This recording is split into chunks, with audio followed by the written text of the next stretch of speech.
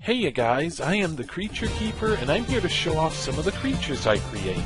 Today it's Sash Lilac, one of the main characters in Freedom Planet, a game made by Galaxy Trail and available on Steam and in the Humble Store. It's been described as what might happen if Treasure, the company responsible for Gunstar Heroes, Mischief Makers, Dynamite Headdy, and many other titles, made a Sonic the Hedgehog game.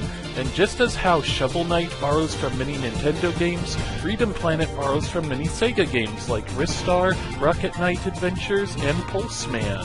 Lilac actually began as a hedgehog created by Chinese artist Xiao Ling. Am I pronouncing that right? Who I believe is also responsible for creating most of the world that Lilac and her friends inhabit. They live on the planet Avalis, which is like a fantasy counterpart to China. Many Chinese characters are used throughout the game, and the elemental orbs and shields you can collect are based on the 5 Chinese elements: water, fire, earth, wood, and metal.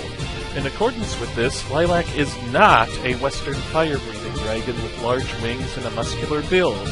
Instead, she's a water dragon, able to hold her breath at least twice as long as the other playable characters. How did she transform from a hedgehog into a dragon? Well, when Spaceman Strife was making the first alpha builds of Freedom Planet, people were confused as to whether it was an official Sega game or not. Lilac's appearance and species were changed to make her more distinctive.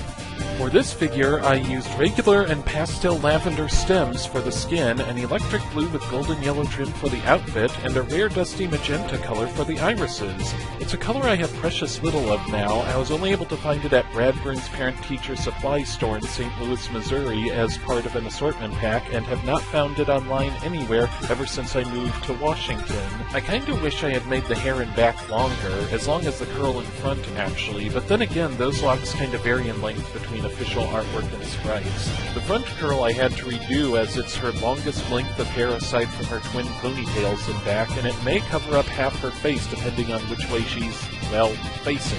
I diced up cotton balls to make a core of stuffing for me to wrap stems around while forming the head. You do not want to add girth to body parts by using more pipe cleaners, ever. Pipe cleaners contain wire which is made of metal, which gets really darn heavy the more of it you pile on.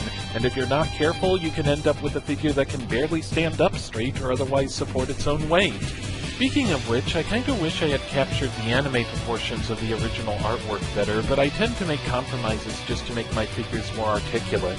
Lilac looks like she can barely stretch her hands above her head in her official artwork, but she definitely can as the action figure I made. I also kinda wish I had put a bit of a white glisten in her big anime eyes, but by that point I had stabbed so many features in the head that there didn't seem to be enough room to anchor that last bit of detail inside the head. And I never use glue as a rule. It can quickly become a mess to handle when you're dealing with so many soft, fine hairs, and I kinda pride myself in how I exclude it from my engineering.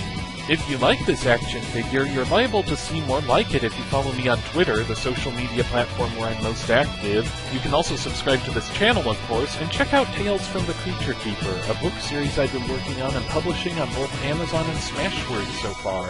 Thanks for watching, and I may be interested in taking requests for more figures if you leave a comment below.